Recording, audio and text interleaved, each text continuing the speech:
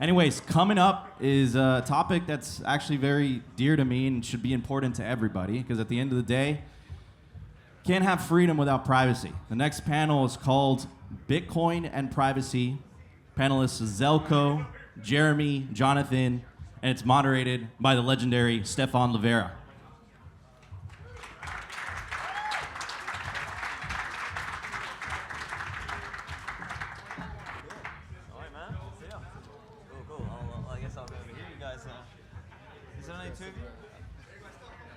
Where's our third? There we go. Okay, great, cool.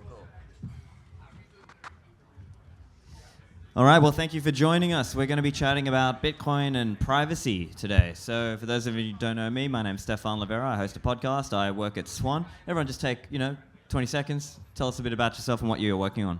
All right. I'm a BTC Zelko. I'm the co-founder of Ronin Dojo.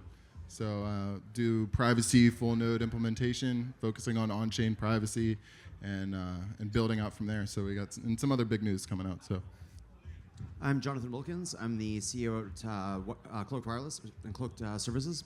And I've been working in the security and privacy space for 26 odd years now.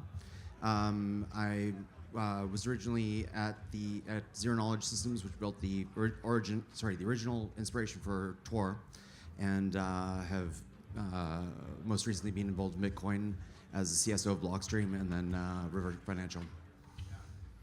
My name is Jeremy Hill. I'm co-founder with Jonathan at Cloaked Services. So Cloaked Services, we're building a nationwide 5G wireless service that solves the problem of SIM swaps and SIM swap attacks. We're also building an open source VPN solution built on top of Lightning that's a distributed VPN service that we hope will be able to replace Tor and other shitty VPN services. Fantastic. So let's get into Bitcoin and privacy. So let's just start with some of the high-level issues. I think in the early years, people had this perception, I'll use Bitcoin and I'll be private. And obviously, I think nowadays people understand just by default, Bitcoin is not private. So what are the big issues today for a person who wants to use Bitcoin privately? Let's just start there. Can I take it? So one thing that people don't understand is that privacy is a ratchet. It only goes one way. So when you originally started with Bitcoin, if you'd made every effort to ensure that your account was not linked to anything else, it's still anonymous. But the second you start making payments or linking it to another wallet that has something that was KYC'd or what have you, it no longer becomes anonymous. It's no longer anonymous. It is whatever the most authenticated you've been, you're tied to that. You can't ever go back. Now, there are ways to throw everything into a big bin, like mixers, etc. But that's a completely different thing, and your privacy becomes, instead of deterministic, it's sort of a matter of averages, like whether or not you're likely to be this person or not, instead of definitely not being that person.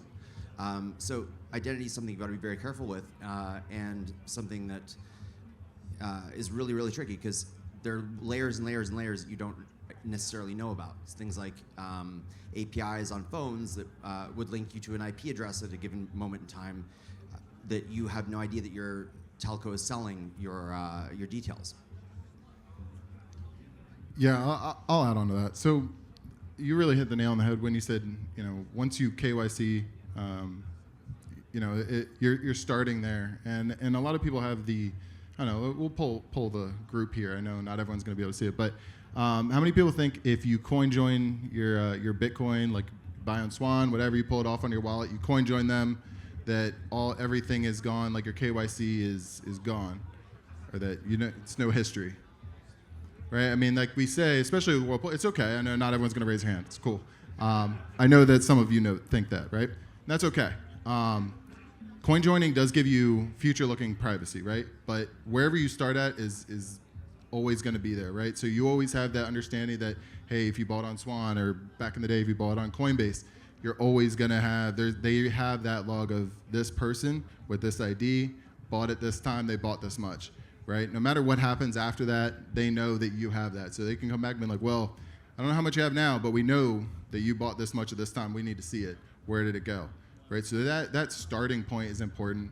And most people, I'd say probably 90+% of the Bitcoin community starts with buying on KYC, and they start like that learning experience, and that's okay, right? But understanding that as you care more about your privacy, as you care more about like, hey, like I don't want the state, or I don't want anybody to know how much I had or how much I bought at this time, that becomes really important the more that you accumulate.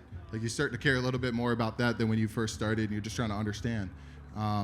But where you start is most important. CoinJoin does not erase KYC, okay? It doesn't. And I'm probably the biggest CoinJoin advocate that they're gonna have here, but it doesn't do that, right? So it will give you that forward privacy. It gives you privacy against if I CoinJoin and I don't want the person I'm paying with, I don't want them to know my history, right? I want to CoinJoin it so that they can't see my past history, right? It's about having that privacy to and from moving forward in the future.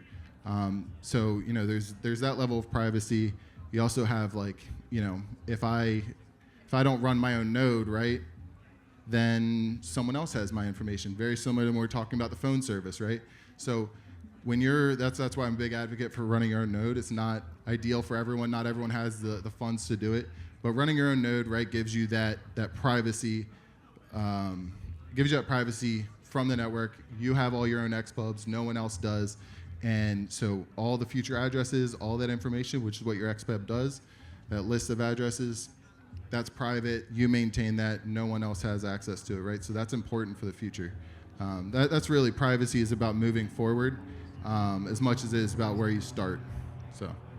So in terms of improving privacy, what are the big steps that people can do in terms of Bitcoin, the technology, and even the way people use Bitcoin? What are some of the steps that they can take? Okay. So as you're starting to use Bitcoin, right, coin joining, right now there's actually a lot of cool stuff, right? So you could coin join. Sparrow has a really cool thing where and it's also in Samurai Wallet, but it takes a little bit more with Whirlpool. But you can Whirlpool your funds and go straight to your hardware or cold storage, whatever, and never put them online. To me, that's awesome, right? Like I can just Whirlpool my stack, send it out, and it's ready for spending in the future, right? What you don't want to do is consolidate funds. So privacy is as much about things to do, like coin joining, like running a node, maintaining your XPubs, as it is about what not to do, right? Like don't mix all your stuff and then go send all to whatever wallet, or you end up consolidating or sending information to the wrong people. So things that you can do is definitely would be coin join your funds. That keeps you private, at least from that next person up. And then when you're going to spend, and then also using tools that have it, right? So your post-mix tools are very important. Samurai Wallet has and Sparrow has Stonewall X2, stuff that you can do peer-to-peer coin join. And as he said, right, coin joins really just make it ambiguous, right? Makes it harder to tell who's that deterministic link. I can't say if me and Ma'am in the front, right? If we're being partners on a spend, they're not going to be able to say for sure with any amount of degree of certainty that you spent it or I spent it, or maybe it was a fake and it was really just me, but it looks like it could be the two of us, right? Those are all the things that you do want to do. Running your own node gives you obviously the privacy from the wallet side for the future. So those are just some starting points. But again, please don't do send all. Please don't send all. Don't do that. We have the tools now. Use Sparrow Wallet if you're a hardware person or you don't have an Android. Use Sparrow Wallet. Coin join your stuff. Send it to your hardware wallet or cold storage. Foundations here, they have best hardware. But yeah. As far as breaking the original link to KYC, I recommend taking up boating. So I mean I think that's kind of obviously that's been the meme in the community, and I think obviously the question will be raised about how sustainable or realistic or pragmatic that is. If are we all 200 of us here gonna have a boating accident? And of course we're kidding around, but I think there are different aspects to this, right? That you may have some coins that you acquired via KYC. You may have some coins that you acquired without KYC. And so if you sort of keep those segregated, that's like another tip that you might choose to do, and that can give you a little bit more privacy in terms of how you use Bitcoin. It may also, depending if you're doing sort of day-to-day spending, or even as an example, like if you're buying, if you went to buy a jumper or a t-shirt or things like this, then you pay over Lightning as an example. And if you're using your own Lightning node, then that transaction never hits the chain. So in what sense, now I understand it's a complicated question, but there are examples where you can use Lightning for some of these day-to-day spend examples, and you are at least you're not doxing your past history, you're just doing a Lightning transaction, which stays off-chain in the ideal case. And we're also seeing new technologies like Chromium tokens. There's something called Fediment coming out, and Cashew is already available. And it's very, developer focused, but it's there. Essentially, it's a way of having a Bitcoin-denominated currency that is issued by anyone who wants to. So you're trusting that bank or that mint to keep the funds. But the thing about it is that as long as the token is, it's impossible to tell which token came from where, and you're basically just swapping it back and forth, and the bank has no idea who is who. It's a really cool technology. It's just come out of patent, which is why everyone's sort of like jumping into it now. But it's one of David Chom's big ideas. And I think when we look at like the explosion of altcoins back in the day, I think it was in part driven by this impatience with the functionality of Bitcoin in the main chain. And so when we look at the original kind of privacy altcoins like Monero and Zcash, again, it was, I think, driven by this impatience of a functionality that they couldn't find on the main chain. And so today, when we look at Lightning and we look at some of these other layers like Fediment and Cashew, all of a sudden that functionality is coming in and very easy, and it's built on top of the only thing that actually made the concept of building on top of blockchain valuable, which was Bitcoin as a protocol and not centralized altcoins. I think that's super exciting.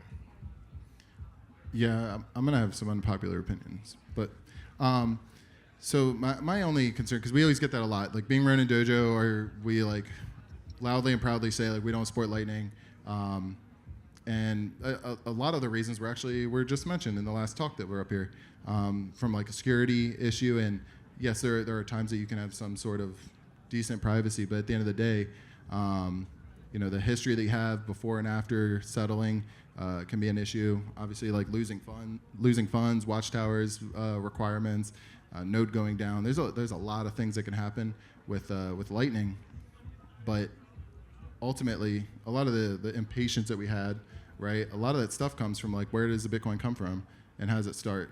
And so as Bitcoin, right, has grown, we've kind of lost the idea of what started it, right? Like everyone's probably familiar. I disagree. So the idea, like all the core devs that I know have been really focused on getting things right first.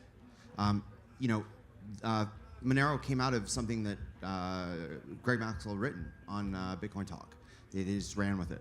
But the ideas that the core devs are concerned about is they know the value of the Bitcoin network itself. They don't want to iterate too quickly or jump in a direction that's going to cause the adoption to fail or be too opposed by governments and et cetera. But we do actually have the technologies built on top of the Bitcoin layer that allow you to do whatever. Like all the Chromium token stuff works completely offline. I can give you a piece of paper, sure, and then you can yeah. No, I'm not saying that necessarily, but the idea of Bitcoin as a protocol and a token, right? The idea was that what Satoshi said, digital peer-to-peer cash, right? And cash only works when you don't have a name associated to it.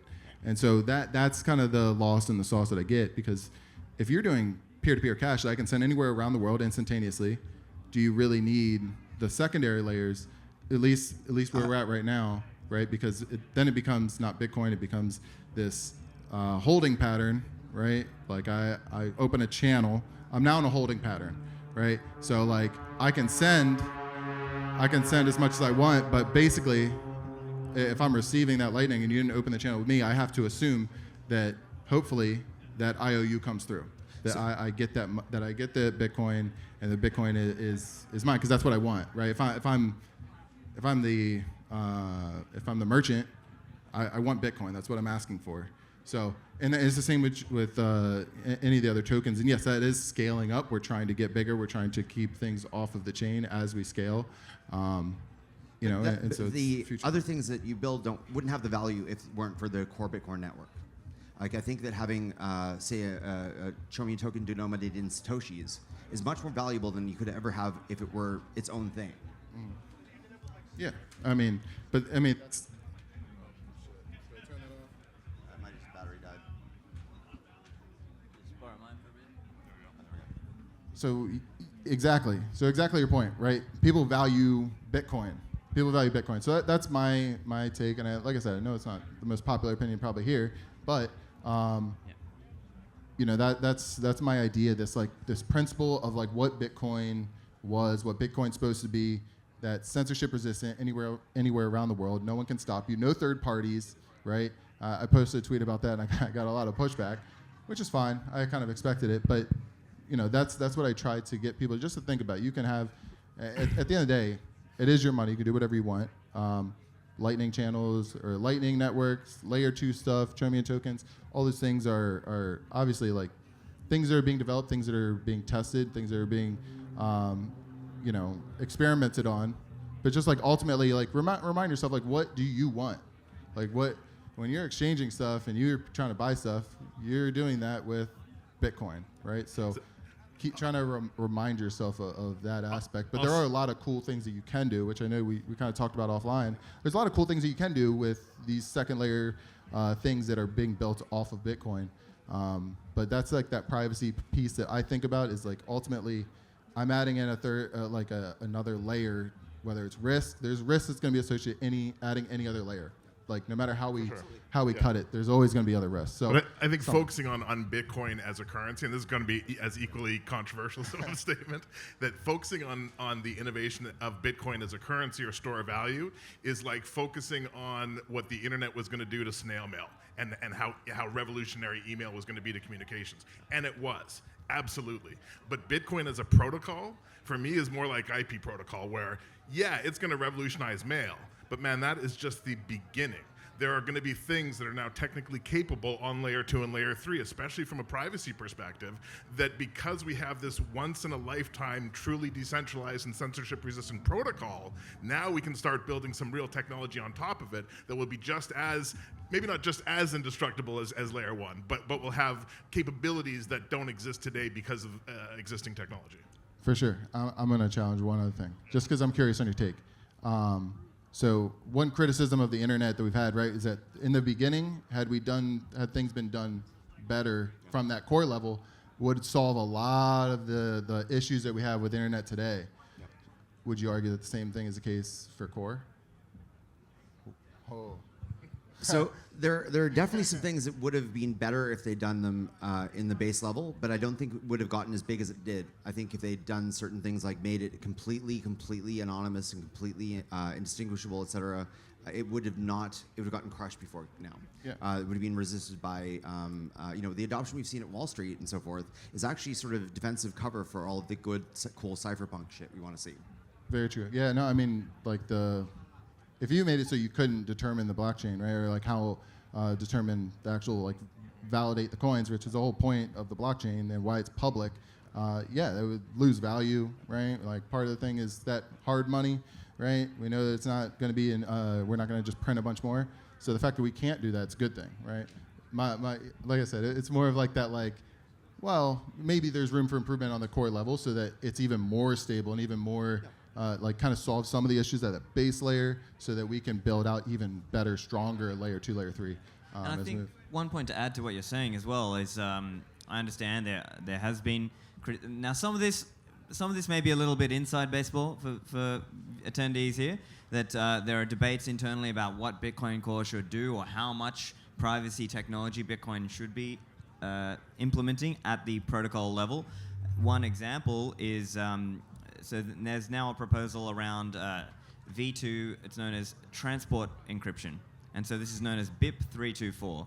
And so this is an example where it's not it's like an orthogonal thing to whether you are using Tor or I2P. The idea is that because currently today, all the blocks, all the transactions are just over the clear. So with this proposal, it would introduce encryption. And so that's one example of something that might be suitable for everybody.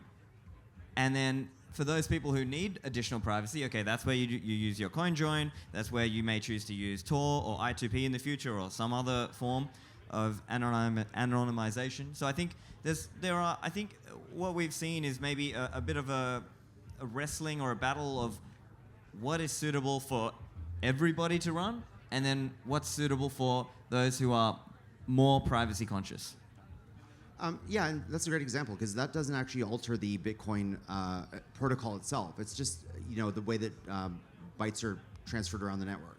The blockchain remains the same. The client remains the same. There's no break in your compatibility with earlier versions. If it's communicating with a box that doesn't know the new protocol, it just defaults to the old one.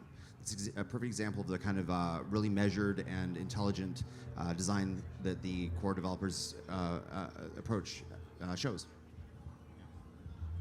So what about peer-to-peer commerce? Do you think that's also an angle to grow the, let's say, the ability for people who wish to remain private? Do you see potential in growing that peer-to-peer commerce? I mean, I think that's ultimately like what obviously we want, right? Like the whole point of the movement, the whole point of Bitcoin and cryptocurrencies in general was to be an alternate to our current currency, right? To fiat of whatever type. The whole idea was to separate Self-sovereignty. Self-sovereignty, exactly, right? So, which is essentially, I kind of keep going back to cash, right? But like, as show of hands, how many people have bought something with cash here at some point in their life? Okay, cool. That's everybody. Just in case you can't see it. Right? And no one can, like, no one's tracing that cash anywhere, right? As soon as you have the cash, it's your cash, and you can give that cash to somebody, right? I was using the bartenders as a great example. Like, they get the cash, and you report what you report, right? And that way, that gets taxed out later on. But, like, the idea was that it's censorship resistant. There's no one that can stop you from giving cash, right? So that principle kind of goes back into line with it. So my introduction to the reason I got passionate about Bitcoin in the first place was I saw that WikiLeaks had been blockaded by MasterCard, Visa, et cetera, and the only thing that was actually getting them money and donations was Bitcoin. And that ability to not have your transactions censored is critical. This is why governments are now pushing the CBDCs, and they want to know everything that you're doing, every single transaction, and they want to be able to block whatever they don't like. And that's not a world I want to live in.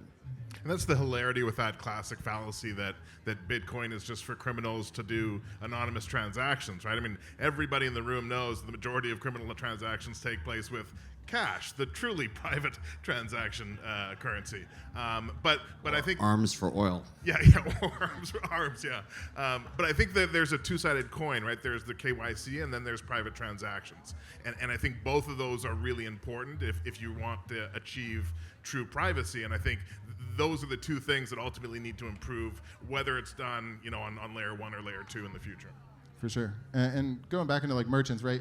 The more that we have merchants that are willing to do it, to willing to accept Bitcoin, that could be anything. I mean, it could be bars, it could be food stands, food trucks, the stuff that we have, right? Like, but those little things are important. And then what happens after is the next part, right? Like, if you haven't heard like circular economy, right?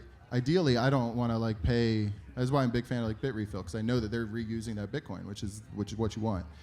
As a person who is a merchant, and we do everything as much as humanly possible to keep and buy everything that we need to supply-wise with Bitcoin, because it circulates back into the economy rather than just selling it back and then having another regulator involved. Obviously, not everything works like that currently in the world. That'd be fantastic if Rune Dojo could just accept only Bitcoin and could just stay completely in Bitcoin. But that's the world that we should be trying to move into is, if you're running a business, just having that option, right? And then what do you do with the Bitcoin after? Are you reusing it? Are you, using that to buy the next thing, right? So then it takes people like me where I try to talk with, like we use Rock Pro 64, right? So I try to talk to Pine, who makes them, and I'm like, hey, like we use Bitcoin, we accept Bitcoin. Is that something that you guys would be interested in doing? Like, we can help set you guys up, because if I can make that happen, now I can do everything in Bitcoin. Now I don't need to opt into the fiat world. I don't need to do any of that.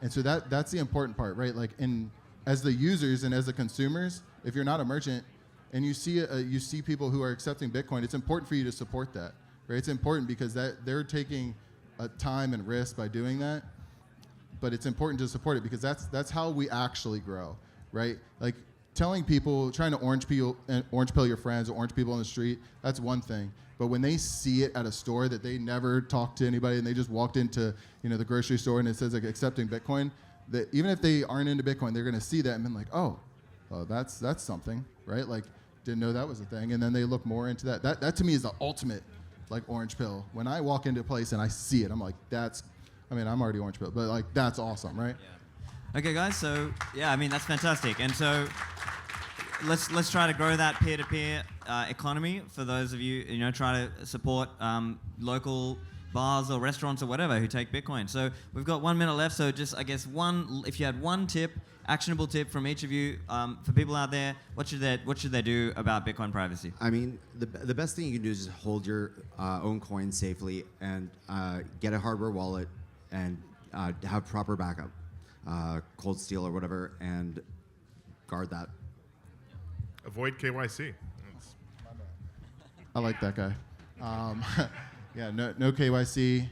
Run your own. I'm going to be the node chill. So run your own full node. Run dojo.io, and then we also are going to be. I wanted to announce this. I'm glad I got a quick 1 minute. We're going to be doing like a full node, like a full privacy startup kit. You get your de-Googled phone. Hopefully one day we do some collaboration, have some private phone service, but full node, steel backups, and then the de-Googled phone as well, right? It can either come with Calyx OS or Graphene. So and then take up voting. Fantastic. Take up Well, voting. there you go, guys. So Don't do that. everyone, put your hands together for Zelko, Jeremy, and Jonathan. Thank you, guys.